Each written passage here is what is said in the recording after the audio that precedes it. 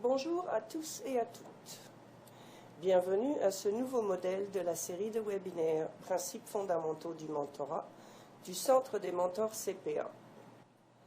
Ce quatrième module d'une série de 6 porte sur les divers contextes d'application du mentorat et en particulier sur les outils et habiletés associés à l'encadrement efficace de nos étudiants inscrits au programme de mentorat CPA.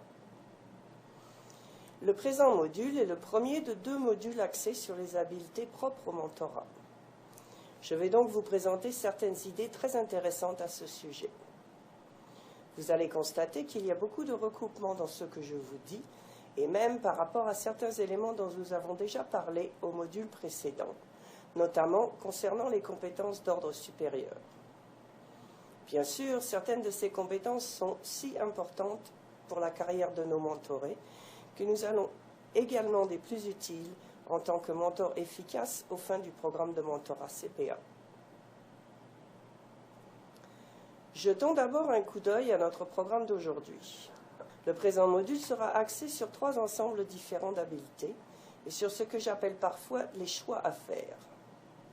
Je parle de choix parce que je crois fermement que les gens, qu'il s'agisse de nos mentorés ou de vous-même dans votre rôle de mentor, que les gens, donc, sont capables d'acquérir à peu près tous les types d'habiletés ou de compétences.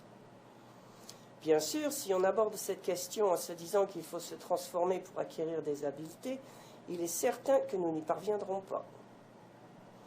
Bien des personnes auxquelles j'enseigne le mentorat me disent que certaines des choses que je leur conseille leur semblent très sensées, mais que ce ne sont pas des gestes ou des comportements naturels pour elles. Ce n'est pas dans mon style, disent-elles. Eh bien, vous pouvez changer votre style. Votre style ne définit pas qui vous êtes. Vous avez déjà beaucoup évolué au fil de votre vie et de votre carrière. Dans bien des cas, l'acquisition de certaines de nos habiletés dépend des choix que nous faisons, plutôt que d'une perception plus ou moins claire de notre personnalité.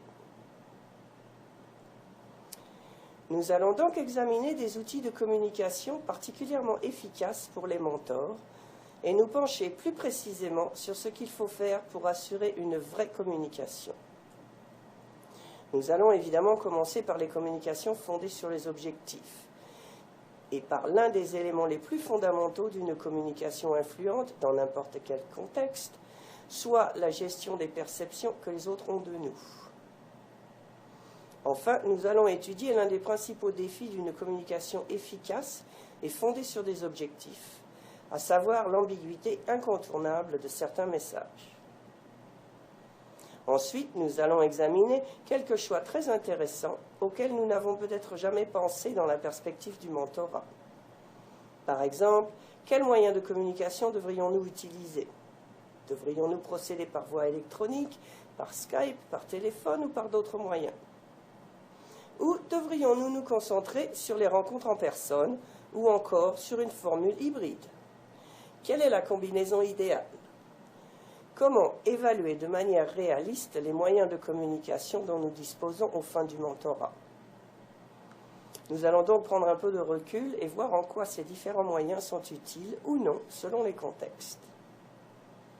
Nous allons également, en prévision des 2 prochains modules, consacrer un peu de temps à certains cadres de communication essentiels qu'il nous faut utiliser avec les mentorés. Nous revenons donc à la notion d'objectif, mais en les envisageant moins en tant qu'idée et davantage en tant que comportement. Revenons un peu en arrière pour réfléchir à ce qui fait qu'une communication efficace dans notre contexte de mentorat, mais aussi dans beaucoup d'autres contextes. Je pense à des situations que j'ai rencontrées au travail dans différents milieux et que vous avez peut-être déjà rencontrées également. Prenons-en une.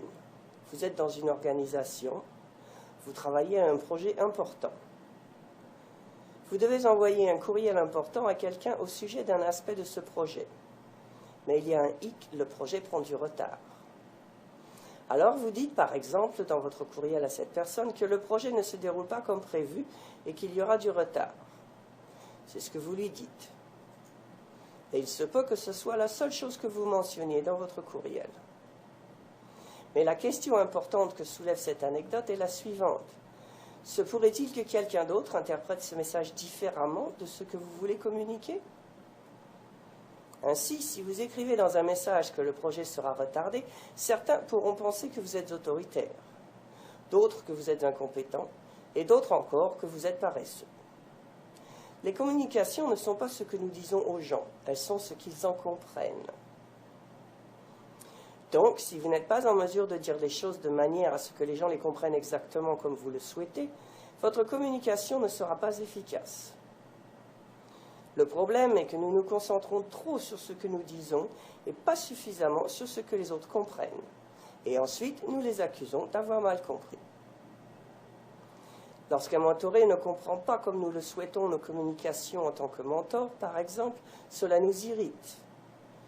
Nous avons tendance à lui en attribuer la faute et à dire qu'il a du mal à nous comprendre, alors qu'en fait, nous n'avons pas communiqué de manière efficace. Les communications n'ont pas trait à ce que nous exprimons. Elles concernent l'autre élément de l'équation. Elles sont ce que les gens comprennent. L'une des notions les plus importantes dont nous avons traité au module précédent est celle de la responsabilité personnelle. Cette notion s'applique également aux communications. En d'autres termes, lorsque nous nous concentrons sur ce que les autres comprennent de nos messages, plutôt que sur ce que nous disons, il se peut que nous assumions une plus grande part de responsabilité du résultat de nos démarches de communication. L'une des qualités les plus fondamentales d'un bon mentor est sa capacité d'assumer pleinement la responsabilité de ce qu'il dit et de ce que les autres comprennent. Si vous voulez être un mentor efficace, l'efficacité de vos communications doit être une priorité absolue. Si nous n'assumons pas pleinement la responsabilité de nos communications, nous laissons les autres en prendre le contrôle. Si vous voulez être certain qu'une personne comprend le conseil que vous lui donnez en tant que mentor, le point de vue que vous lui proposez, ou votre opinion sur une situation ou sur une histoire, c'est à vous de vous assurer de bien communiquer votre message, et non à cette personne de le déchiffrer. Pourquoi? Simplement parce que vous n'êtes pas dans sa peau, vous êtes dans la vôtre. Il est essentiel de comprendre le rôle de la responsabilité personnelle dans l'efficacité des communications. Un autre élément que nous avons commencé à aborder au module précédent, à la lumière des travaux de Daniel Pink, a trait aux compétences associées à la synthèse des idées. Nous avons également parlé au module précédent de la conceptualisation des idées, des relations et du pouvoir charismatique. Nous commençons à comprendre que parfois, et peut-être plus souvent que nous le croyons, le processus est plus important que le contenu. Il arrive même qu'ils comptent autant l'un que l'autre, estime d'ailleurs Daniel Pink. Bref, parfois, ce n'est pas que vous vous en dites en compte, c'est la façon dont vous le dites. Et parfois, ce n'est pas ce que vous faites qui compte, mais la façon dont vous le faites. Dans bien des contextes, il arrive que notre façon de communiquer avec les gens soit plus importante que ce que nous leur disons. Inutile de chercher bien loin pour comprendre le bien fondé de cette approche. Il suffit de se demander si les bonnes idées, les idées novatrices, sont toujours mises en application. La réponse est non. Beaucoup de bonnes idées n'aboutissent à rien dans le monde. Pourquoi? Parce que les gens n'en parlent pas. Elles ne sont pas publicisées adéquatement. Elles ne sont pas communiquées de manière efficace. Personne n'en a connaissance. Les personnes qui ont eu ces idées sont trop réservées, timides ou peu sûres d'elles pour les exprimer. Donc, ce n'est pas toujours le contenu qui fait évoluer les choses. C'est souvent le processus. Voyons un autre exemple. Il peut être très frustrant pour des gens qui participent à une réunion d'entendre quelqu'un dire « Je crois que c'est vraiment une super idée, c'est ce qu'il faut faire parce que ce que vous avez fait jusqu'ici ne fonctionne pas. » Les gens regardent cette personne avec mépris et la jugent sévèrement, car ils se sentent eux-mêmes jugés du fait qu'on critique leurs actions antérieures. Puis, 20 minutes plus tard, quelqu'un d'autre exprime la même idée, mais en la présentant de manière différente. Peut-être que cette autre personne est plus appréciée des participants à la réunion, mais toujours est-il qu'elle exprime cette idée et que tous les participants acquiescent d'un signe de tête. Beaucoup d'entre nous avons vécu ce genre d'expérience, vous l'admettrez. Il y a là manière à réflexion. À bien y penser, on se dit que ce n'est pas juste. Et ça ne l'est pas, en effet. Comme disaient nos parents, la vie est injuste. Bon, mais alors pourquoi adhère-t-on à une idée plutôt qu'à une autre? Peut-être que cela tient à comment l'idée a été présentée ou exprimée, ou au processus dont elle est l'aboutissement. Peut-être que c'est une question de choix de mots, ou de ton, ou de langage corporel. Peut-être que c'est une question de processus. Le processus, c'est la différence entre le quoi et le comment. Bien sûr, le quoi, ce sont les données, le contenu logique et les informations contenues dans n'importe quelle communication. Par exemple, si vous dites « je n'aime pas tes chaussures », les données sont que vous n'aimez pas les chaussures de la personne et que vous lui demandez peut-être de ne plus les porter. Mais la question est de savoir comment l'autre personne reçoit ce commentaire. Si votre but ou votre objectif est que cette personne ne porte plus ses chaussures, le fait de lui dire qu'elles sont affreuses l'amènera-t-elle à ne plus les porter? Je parierais que non. Le quoi, c'est le contenu, les informations et les données, c'est-à-dire les éléments logiques de la communication. Qu'en est-il du comment? Qu'en est-il du processus? Qu'en est-il de la façon dont nous nous parlons et de l'influence des données que nous communiquons aux autres? Nous avons abordé ce sujet dans le module précédent. Alors, qu'en est-il de nos façons d'agir par rapport à nos façons de nous exprimer? Ou de nos façons d'interagir en tant que membres d'une équipe? Comment les choses se déroulent-elles? Peut-être que le comment compte plus que le quoi. Et si nous examinons ce qui définit une communication efficace en fonction des divers contextes, mentorat, milieu de travail, relations à tout niveau, qu'est-ce qui la rend efficace? Cela me rappelle une histoire qui aide à comprendre et à apprécier les problèmes et les défis associés à la communication efficace. Disons que vous travaillez dans une organisation, que nous sommes jeudi après-midi et que vous travaillez à un projet avec un collègue. Vous êtes tous bien au fait du projet. Vous y travaillez depuis un certain temps et chacun connaît bien ses responsabilités et les résultats visés. Par un beau jeudi après-midi, donc, vous décidez de finaliser ce projet. Vous dites à votre collègue: « Tu sais, ce projet auquel nous travaillons ensemble, j'ai besoin de ton rapport papier sur ta partie du projet pour 9 h lundi matin au plus tard. J'ai déjà ma partie en main, je vais rassembler le tout et le présenter au patron que je dois absolument rencontrer à 9 h 15 lundi matin. » Disons, pour rendre l'histoire plus intéressante et palpitante, que ce document aura une incidence sur le financement de votre entreprise pour les 5 prochaines années. En d'autres mots, c'est important. Nous sommes jeudi après-midi. Nous ne sommes donc pas à la dernière minute, vous dites-vous. Vous demandez donc à votre collègue s'il peut déposer sa partie du rapport lundi matin à 9 h sur votre bureau, vu que vous devez rencontrer le patron à 9 h 15. Et bien sûr, votre collègue répond ce que presque tout le monde répondrait, même si ce n'est pas vrai, aucun problème. Donc, le vendredi passe, la fin de semaine passe, le lundi matin, vous vous rendez au bureau à 9 h, et devinez quoi? Il n'est pas sur votre bureau. Le document n'est pas là. Il se peut même que vous le cherchiez un peu sous les papiers et autour du bureau, mais vous ne le trouvez pas. Comment vous sentiriez-vous en pareille situation? Je parie que bon nombre d'entre vous seraient frustrés, irrités, déçus, et peut-être même, selon votre type de personnalité, vous sentiriez-vous anxieux, énervé ou hors de vous. Il est maintenant 9 h 30. Si vous êtes comme moi, s'il y a une chose importante que vous avez apprise au sujet des milieux du travail, c'est que les gens vivent toutes sortes de situations. On ne sait jamais ce qui est en train de se passer dans la vie de quelqu'un d'autre. Il est important de ne pas faire de suppositions et donc, dans un élan de compréhension, de patience infinie et de bonté, vous décidez de laisser quelques minutes de grâce à votre collègue. Vous décidez d'aller à la salle de bain, de passer un appel téléphonique et de revenir à votre bureau à 9 h 05 pour prendre le document. Mais voilà que le document n'est toujours pas là à 9 h 05. Comment vous sentez-vous maintenant? Si vous êtes comme moi, vous avez envie d'ajouter le mot « très » devant tous les adjectifs utilisés dans la première partie de l'exemple. Soit très irrité, très anxieux, très déçu, très inquiet. Au début, dans de telles situations, c'est notre patience qui nous aide. Puis, c'est notre intellect, notre aptitude à résoudre des problèmes qui prend la relève. Nous partons donc dans une course folle à la recherche du collègue en question, celui-là même qui avait promis de déposer le document sur notre bureau lundi matin à 9 h. La recherche porte fruit, malgré les 7 longues minutes consacrées à parcourir le bureau dans tous les sens.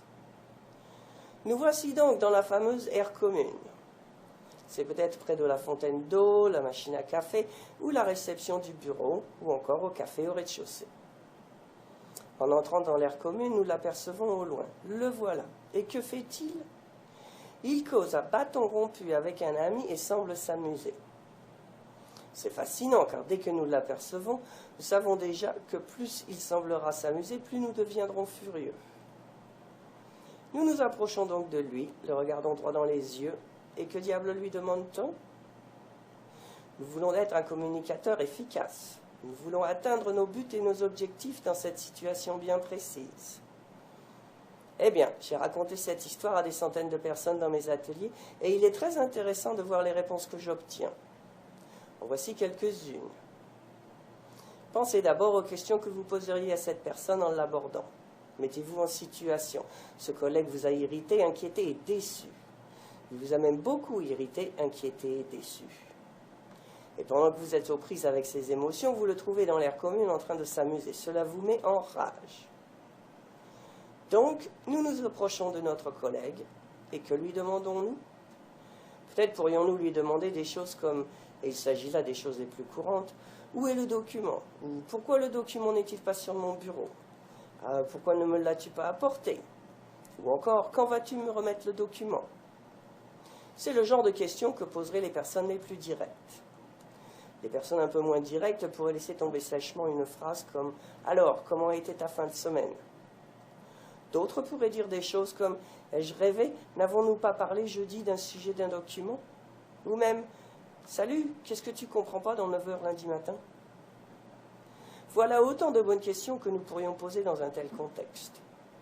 Mais nous devons réfléchir et utiliser plutôt le modèle dont nous avons parlé dans le module précédent, soit celui de l'apprentissage en double boucle. Et surtout, nous devons nous demander ce que nous voulons vraiment. Quel est notre but ou notre objectif dans cette conversation? Excellente métaphore que cette histoire pour illustrer ce qu'est la communication efficace. Quel résultat voulez-vous ici, en fin de compte? Je suis passablement certain que vous voulez obtenir le document. L'avons-nous demandé au moyen de l'une ou l'autre des questions que j'ai mentionnées? Non. Est-ce que où est le document? Quand vas-tu me remettre le document? Quel est ton problème? Ou qu'est-ce que tu ne comprends pas dans 9 h du matin? Revient au même que puis-je avoir le document? Non. Il n'y a qu'une seule phrase qui revient au même que puis-je avoir le document, et c'est puis-je avoir le document, s'il vous plaît. Pourtant, nous ne pensons pas souvent à cette solution.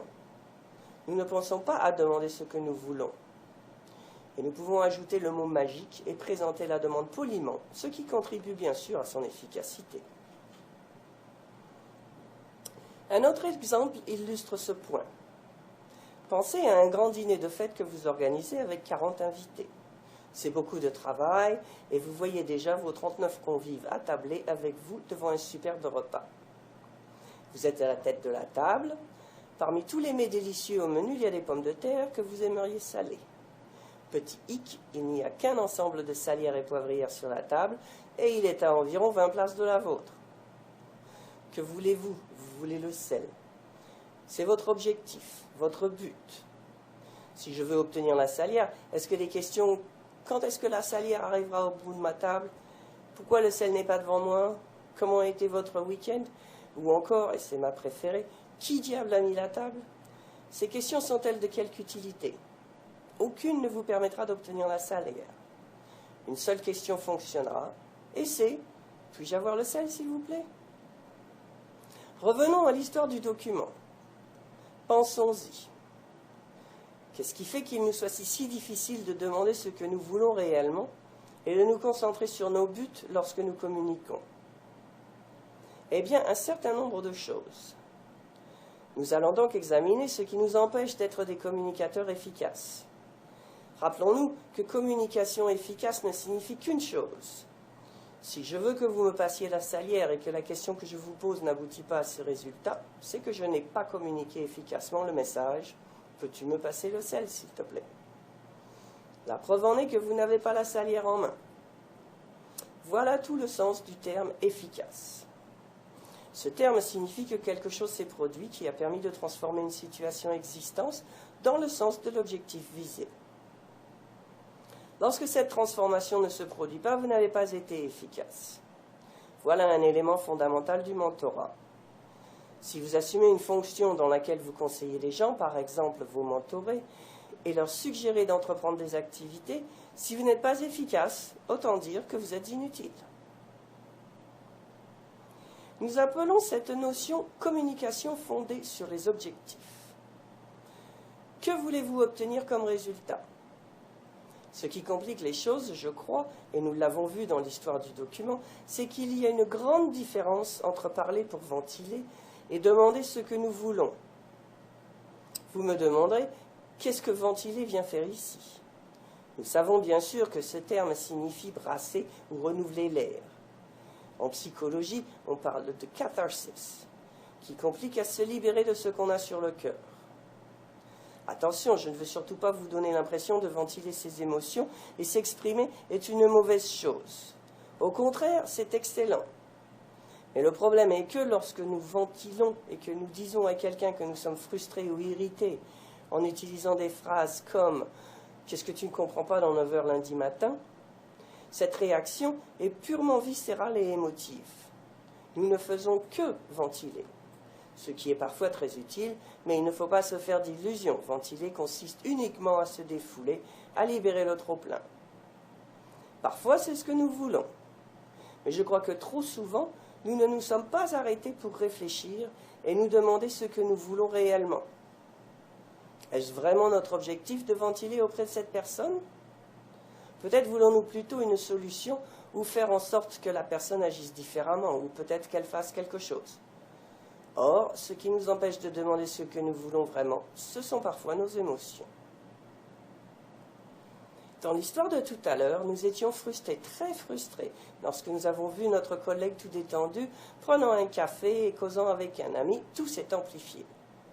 Les humains sont émotifs, et nous avons beaucoup de difficultés à maîtriser nos émotions et à assumer la responsabilité personnelle de nos réactions. Il s'ensuit que nous ventilons plutôt que demander ce que nous voulons. Et bien sûr, nous n'obtenons pas ce que nous voulons. Lorsqu'on étudie certaines des questions que poseraient les gens dans cette situation, comme « Quand le document me parviendra-t-il ? Pourquoi ne l'ai-je pas encore ? Quand pourrai-je l'avoir ?» on constate que ce sont toutes des questions qui visent à savoir pourquoi on n'a pas le document. Je ne sais pas si dans cette situation, nous voulons vraiment connaître le pourquoi. En fait, nous voulons obtenir le document, un point c'est tout. Le fait de savoir pourquoi nous ne l'avons pas ne nous avance pas. En plus, on nous mènera cette conversation. Si nous demandons à notre collègue pourquoi le document n'est pas là, croyez-vous qu'il sera tout heureux de vous faire part de ses justifications et qu'il produira le document sur le champ? Il est plus probable qu'il se mettra sur la défensive, ce qui sabotera l'efficacité de votre communication. D'ailleurs, nous ne demandons pas vraiment ce que nous voulons, mais plutôt ce que nous ne voulons pas. Et ça ne fonctionne pas, bien sûr. On ne peut pas participer à une course sans savoir où est le fil d'arrivée. Ce qui me fait penser à une liste d'épiceries négatives. Vous donnez une liste d'épiceries à quelqu'un où il y a écrit « ne pas acheter d'œufs, ne pas acheter de beurre, ne pas acheter de lait ». Mais peux-tu faire mon épicerie, s'il te plaît? Pas très utile comme liste, n'est-ce pas? Donc, oublions ce que nous ne voulons pas. Enfin, et c'est assez intéressant, on me dit souvent, lorsque je raconte l'histoire du document, qu'on ne devrait pas avoir à demander le document puisqu'on l'a déjà demandé le jeudi précédent. Pourquoi répéter ce qui a déjà été dit? Autant poser les autres questions et ne pas perdre son temps à redemander la même chose. Ce n'est pas juste. Bon, peut-être avez-vous raison. Peut-être que c'est injuste de devoir demander le document à nouveau. Mais vous savez quoi? Vous devez le faire. Pourquoi? Tout simplement parce que vous ne l'avez pas en main. Les communicateurs efficaces consacrent plus d'efforts à leur communication que les autres. Si on part du point de vue que ce n'est pas juste et qu'on en reste là, on ne deviendra jamais un communicateur vraiment efficace. Et je tiens pour acquis que vous tous, ici, souhaitez être des communicateurs hors pair, pas seulement passables. Vous voulez être extraordinaire. Pour être extraordinaire, il faut en être un petit peu plus. Cela n'a rien à voir avec ce qui est juste et ce qui ne l'est pas, et tout à voir avec l'objectif que l'on vise. Si vous voulez avoir le document en main, vous devez vous le procurer parce que sinon, lorsque vous rencontrerez votre patron à 9h15 pour lui dire que vous n'avez pas le document, croyez-vous que des explications seront suffisantes? Ah, bonjour patron, j'ai une bonne et une mauvaise nouvelle. La mauvaise, c'est que je n'ai pas le document qui permettra d'assurer notre financement pour les 5 prochaines années. Nous avons un sérieux problème. La bonne nouvelle, c'est que je sais pourquoi nous ne l'avons pas. La question pourquoi est une question terrible. Du moins, pour qui veut atteindre son objectif. Et vous savez pourquoi? Parce que c'est une question qui appelle au passé et non à l'avenir. Ce n'est pas un bon outil pour répondre à des problèmes. Si vous êtes un ingénieur qui travaille dans une usine et qui veut comprendre pourquoi une machine ne fonctionne pas, peut-être est-ce une question utile. Mais lorsque l'on traite avec des gens dans un contexte de mentorat, de gestion, d'encadrement professionnel, c'est-à-dire tout ce qui nous concerne ici, les pourquoi ne font que renvoyer au passé. On ne peut pas avancer en reculant. Et beaucoup de gens semblent pourtant penser le contraire. Dans bien des contextes, la question pourquoi n'est pas tellement utile. En plus d'être inefficace, souvent les gens ne connaissent même pas la réponse. Ça me rappelle une fois où j'observais ma sœur jouer son rôle de mère avec ma nièce de 16 ou 17 ans. Ma nièce renverse son verre sur la table. Toute la famille bondit et la regarde, y compris ma sœur et mes parents, et tous demandent en chœur « Pourquoi as-tu renversé ton verre ?» Je me demande bien comment elle aurait pu répondre à cette question. Peut-elle dire « parce que je suis une jeune ado dégingandée et malhabile » ou « parce que je ne me soucie pas de la nappe de grand-maman » Même si elle pouvait en déterminer le pourquoi, est-ce que ça changerait quelque chose au fait qu'elle a renversé son verre sur la nappe? La réponse est non. Donc, les pourquoi ne sont peut-être pas tellement importants pour ceux qui veulent être des communicateurs efficaces. Nous devons plutôt nous focaliser sur des objectifs réalisables sur lesquels nous pouvons agir. Comment faire en sorte que nos communications fondées sur des objectifs réussissent? Selon moi, tout est dans la planification. Il faut commencer par réfléchir soigneusement à ce que nous souhaitons tirer de nos interactions.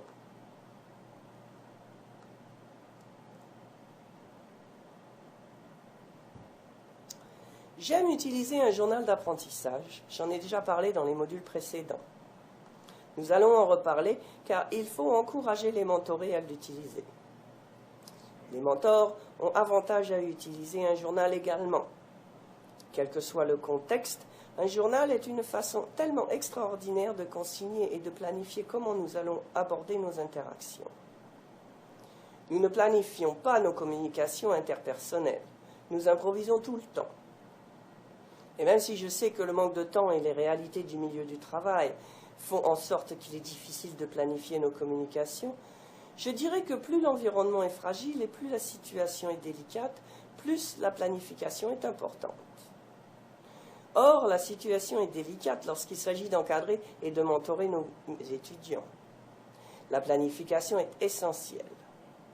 Pourquoi ne planifions-nous pas? Je ne sais pas. Pensons par exemple à quelqu'un qui fait de la pâtisserie. Disons que cette personne fait un gâteau par semaine, soit environ 50 gâteaux différents par année. Pensez à la planification qu'elle doit faire. Sortir la recette, regarder quels sont les ingrédients requis, se rendre à l'armoire, chercher ces ingrédients, les placer sur le comptoir, prévoir toutes les étapes de la recette, s'assurer d'avoir les bonnes tasses pour mesurer, le matériel nécessaire pour réussir la recette et vraiment obtenir le résultat voulu. Elle a peut-être même une photo du résultat final idéal. Voilà donc quelque chose qu'elle fait 50 fois par année.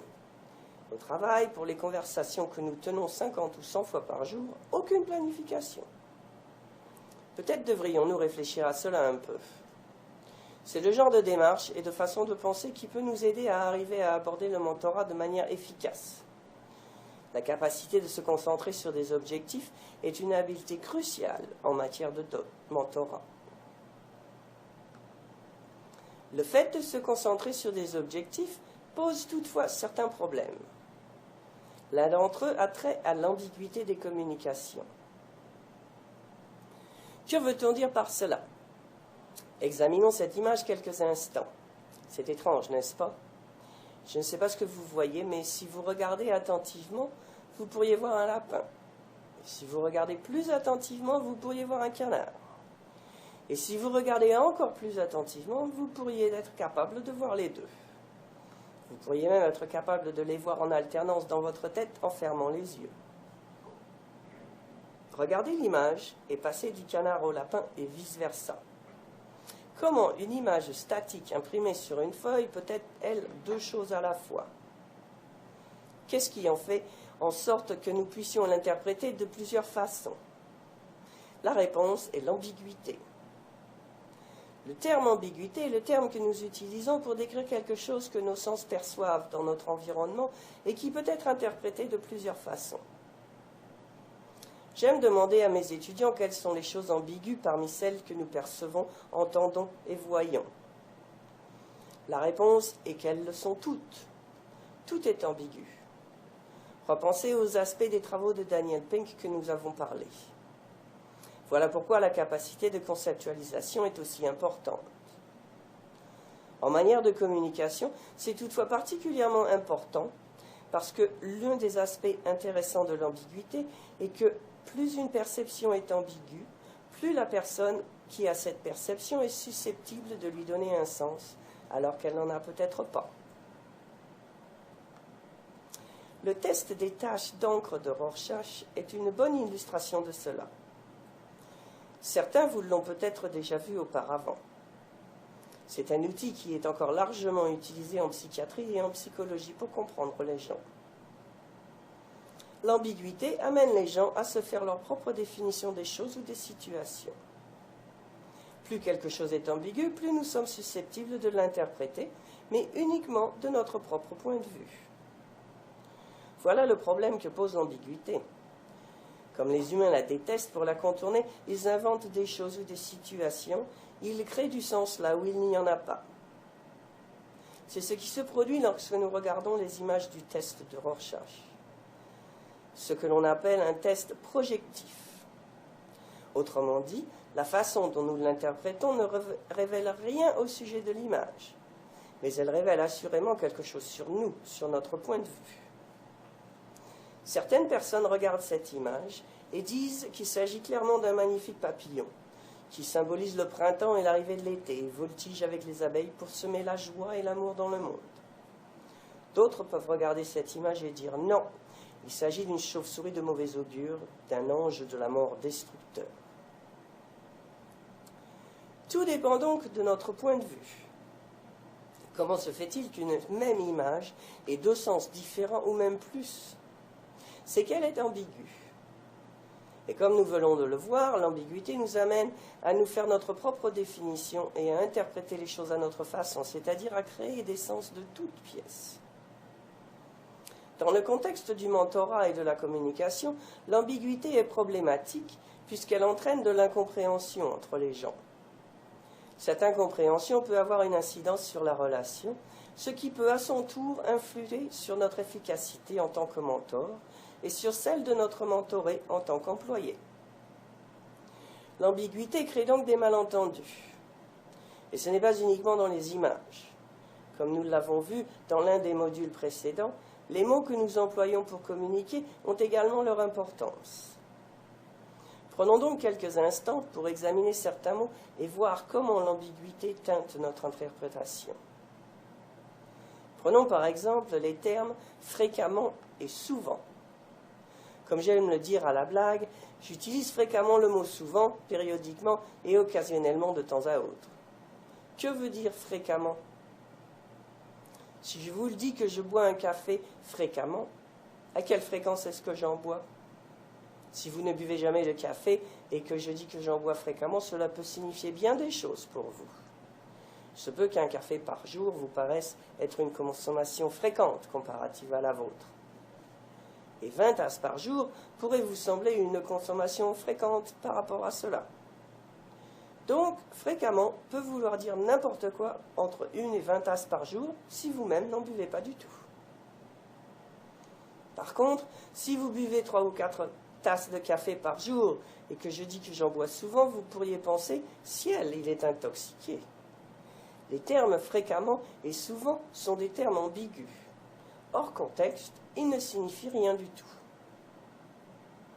Examinons d'autres termes qui sont probablement plus pertinents aux fins de conseils que vous donneriez à un mentoré. Prenons le terme « respect ». Dans vos interactions avec votre mentoré, vous pourriez être amené à penser que l'un des apprentissages qu'il devrait faire a trait au respect des autres en milieu de travail. Savoir respecter les autres est une compétence fondamentale pour réussir ces relations, mais en quoi cela consiste-t-il exactement? En fait, quelqu'un pourrait me dire « Steven, pour mériter mon respect, les gens doivent être francs avec moi. Ils doivent être ouverts, directs, aller droit au but et mettre les points sur les i. » Cette personne m'explique donc que pour mériter son respect, les gens doivent être très directs avec elle, qu'elle a la peau dure et est capable de recevoir la critique, et qu'elle tolère mal la tergiversation et les communications ambiguës. Un autre interlocuteur pourrait concevoir le respect de manière tout à fait différente. Il pourrait me dire que lui manifester du respect signifie pour lui être attentif à la façon dont on lui parle. Il ne veut pas que les gens soient directs avec lui et il souhaite qu'on tienne compte de sa sensibilité avant de lui parler. Il veut donc que les gens pensent à la façon dont il percevra leurs propos avant de leur parler. Qui a raison et qui a tort? Impossible à déterminer. Si l'on veut qu'une personne soit respectueuse, peut-être faut-il cesser d'utiliser la notion de respect et lui parler plutôt de comportement. Voici d'autres exemples. Viser un meilleur travail d'équipe. En quoi consiste un meilleur travail d'équipe? S'agit-il d'éviter les conflits, de les rechercher, de trouver une meilleure façon de les régler, de participer davantage? Qu'est-ce que ça signifie au juste? Autre exemple intéressant, écouter. Que signifie écouter? Comment montre-t-on à quelqu'un qu'on écoute? S'agit-il de hocher la tête, de paraphraser, de poser des questions? Qu'est-ce qui amène quelqu'un à écouter? Il se pourrait donc que les divers objectifs que nous établissons au fin de la progression de nos mentorés soient tellement ambigus qu'il nous est impossible de les communiquer efficacement.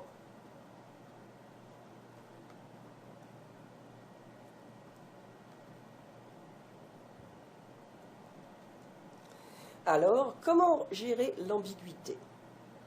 De nouveau, il s'agit de planifier. Prenons un exemple. Lorsque notre objectif est d'amener un mentoré à être plus respectueux et que nous prévoyons aborder la question avec lui lors de notre prochaine rencontre de mentorat, il peut être utile de prendre un peu de recul et de planifier en nous interrogeant sur nos véritables objectifs. Il nous faut nous demander ce que veut dire être respectueux. Peut-être pourrions-nous lui dire que nous avons quelques suggestions pour lui afin de lui faciliter les choses à l'avenir. Par exemple, qu'il est avantageux de ne pas interrompre les gens pendant une réunion. Ou que lorsque nous voulons critiquer les idées de quelqu'un, il faut prendre soin de le faire en s'adressant directement à cette personne, hors du cadre de la réunion et non devant ses pairs, de manière à ne pas la mettre dans l'embarras. Il y a de nombreux comportements semblables dont nous pouvons planifier l'explication, plutôt que de simplement utiliser des termes comme respect. Une grande partie de la gestion de l'ambiguïté consiste à adopter une approche interactive en faisant préciser le sens d'un concept par notre interlocuteur. Par exemple, le mentoré peut dire que son patron lui a demandé d'être plus respectueux. Demandez-lui alors ce que cela signifie pour lui. Quel comportement cela suppose-t-il pour lui?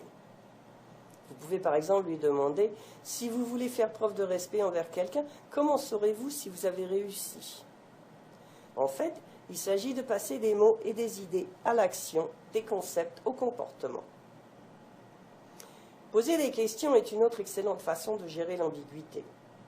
J'aime utiliser des questions à choix multiples comme « Vous avez dit respectueux ». Voulez-vous dire ceci ou voulez-vous dire cela? J'aime bien paraphraser également. Par exemple, je ne comprends pas. Est-ce ceci, est-ce exact? Est-ce que je comprends ce terme de la même manière que vous?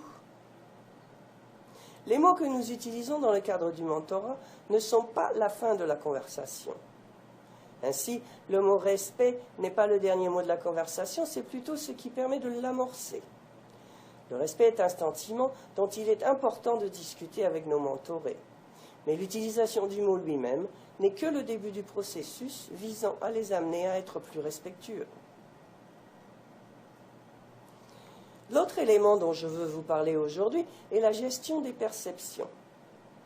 Il s'agit d'un élément très important de notre efficacité en tant que mentor. Il est vrai, comme nous l'avons vu au module précédent, que notre capacité de faire adhérer les autres à nos idées découle souvent du type de relation que nous entretenons avec eux et du pouvoir charismatique dont nous disposons. Il impose donc de nous assurer d'entretenir des relations positives avec les autres.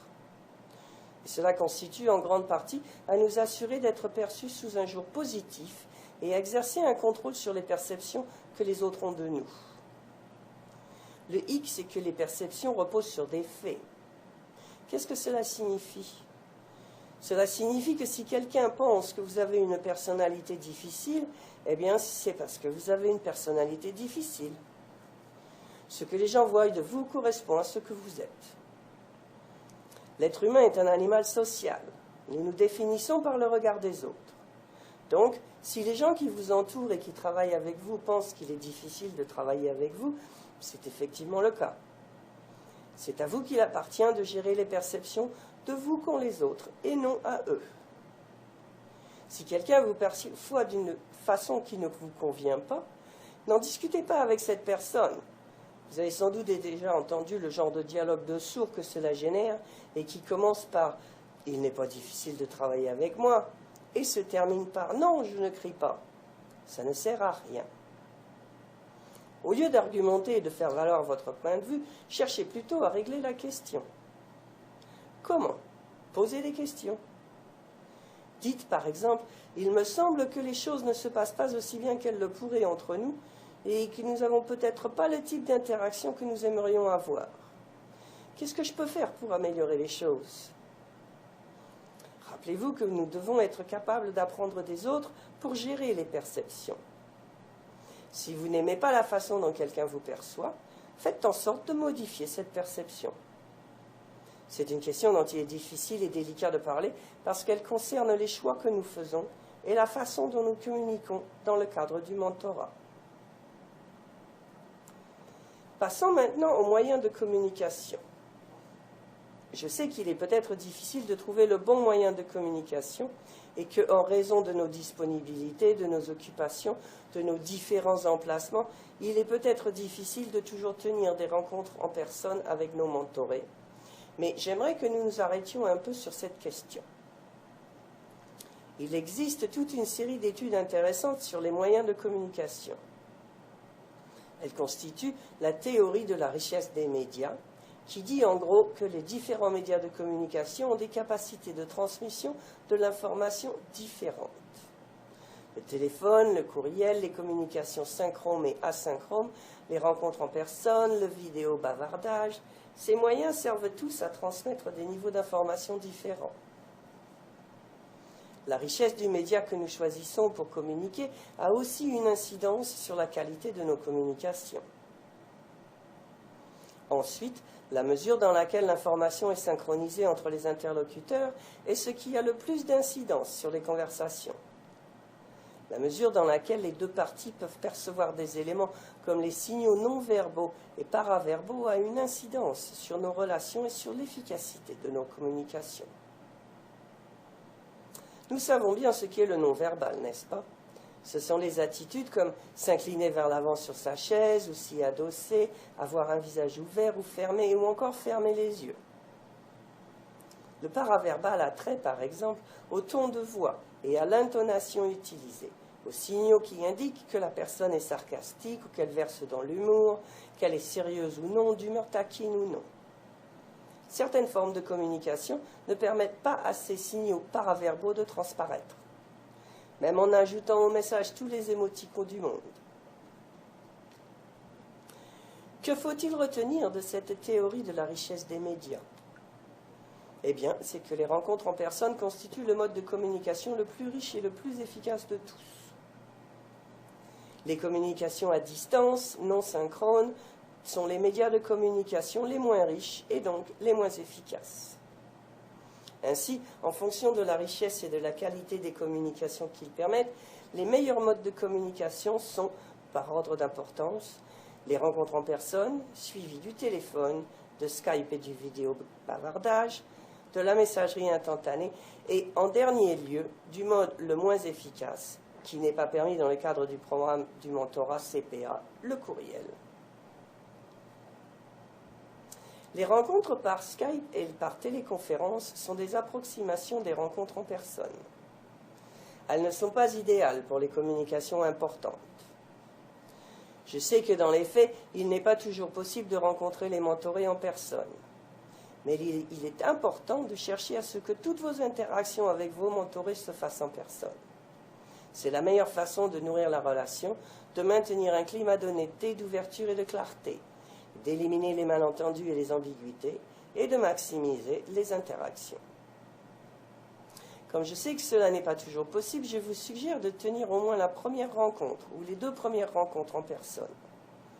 Lorsque la relation sera bien établie, vous pourrez toujours utiliser le téléphone, ce qui personnellement serait mon second choix avant Skype. Je pense vraiment que le téléphone est préférable à la vidéoconférence. Voici pourquoi. Skype, FaceTime et la vidéoconférence n'offrent pas les avantages des rencontres en personne, même s'il est toujours possible de les utiliser. À défaut de pouvoir se rencontrer en personne, le téléphone est supérieur à tous ces autres médias. L'un des éléments qui peuvent influer sur la qualité des communications a trait à la privauté, à la discrétion. Voilà un élément vraiment intéressant. Lorsqu'il n'y a pas 1 million d'observateurs, que la conversation n'est pas enregistrée sous une forme ou une autre, soit parce que quelqu'un en observe le déroulement ou parce qu'elle se tient sur Internet, les gens sont plus ouverts et plus honnêtes. Lorsque nous fermons la porte de la pièce et nous rencontrons nos mentorés, ou lorsque nous les rencontrons en personne dans un café ou n'importe où ailleurs, nos discussions ne sont pas enregistrées. Cela nous amène à être plus ouverts. Cela permet de parler de manière plus confidentielle, favorise l'échange des idées et crée un climat dans lequel le mentoré est plus susceptible d'admettre qu'il éprouve de la difficulté à faire certaines choses. Les choses en fait qu'il a précisément besoin d'apprendre à faire ou d'améliorer. Lorsque nous tenons des rencontres par Internet, les gens sont conscients du fait que tout ce qui est sur le net y reste indéfiniment. Même chose pour les courriels. Donc, l'anonymat qui découle de la nature décontractée des rencontres en personne, le temps dont nous disposons pour nous exprimer, le contact visuel, tout cela pose problème dans le cadre des communications par FaceTime, téléconférence ou Skype. En ce qui concerne la question des contacts visuels sur Skype, on peut espérer surmonter le problème car Skype est un média presque aussi intéressant que le téléphone, mais il nous faut contourner certains obstacles. L'un d'entre eux n'est pas facile à expliquer puisque, comme moi, je n'ai pas d'ordinateur devant vous à ce moment. Pour utiliser Skype, il faut utiliser la caméra de l'ordinateur, qui est située en haut de l'ordinateur. Et pour avoir un contact visuel avec notre interlocuteur, nous devons le regarder dans les yeux. Or, si nous regardons dans les yeux sur notre écran, il nous voit en train de regarder l'écran et non les yeux. Car en fait, il faut regarder la caméra pour le regarder dans les yeux. La perception qu'il a à distance est que nous ne le regardons pas.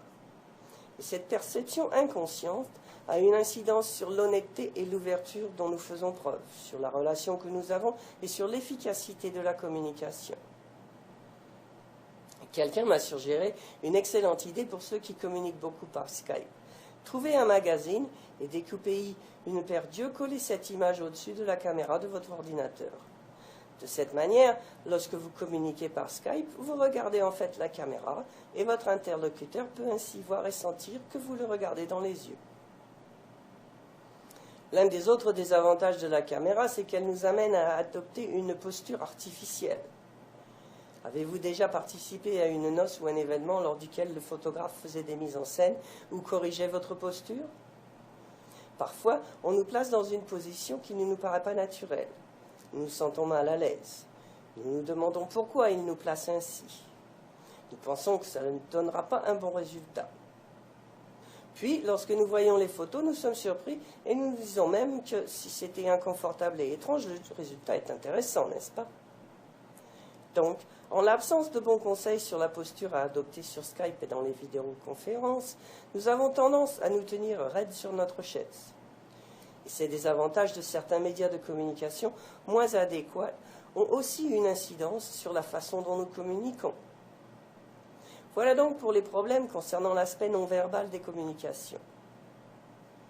Bien sûr, nous vivons dans un monde où la technologie est évoluée, mais certains de ces moyens de communication dépendent entièrement de la connectivité et de la qualité de la connexion.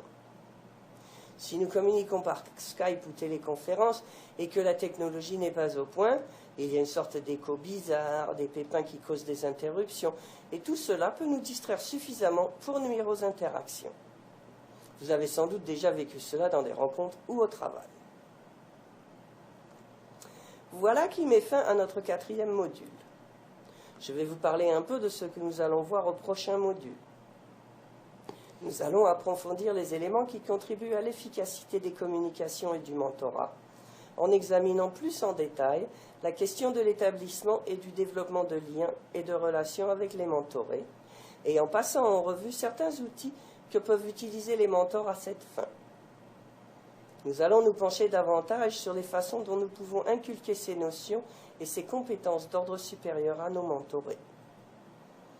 Nous allons également voir comment établir des normes et des règles de fonctionnement qui favorisent l'efficacité des relations de mentorat. Nous verrons aussi en quoi les compétences sociales et émotionnelles peuvent aider les mentors à être des mentors efficaces. Comment pouvons-nous nous servir de la compréhension que nous avons de ces compétences pour les enseigner à nos mentorés? Et finalement, nous examinerons certaines notions entourant les questions de la logistique et du calendrier, ainsi qu'un modèle de mentorat. Voici donc notre programme pour le module 5. Merci de nouveau pour votre écoute.